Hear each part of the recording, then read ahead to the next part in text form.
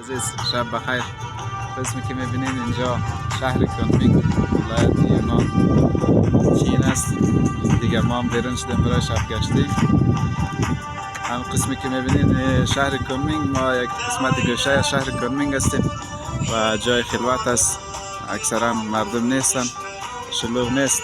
بسیار جایی است که اکثرا برای توریستی و تفریحی است و در این قسمت که ما هستیم بیشتر پارک های صنعتی و فابریکه ها است، از خاطر خلوت است.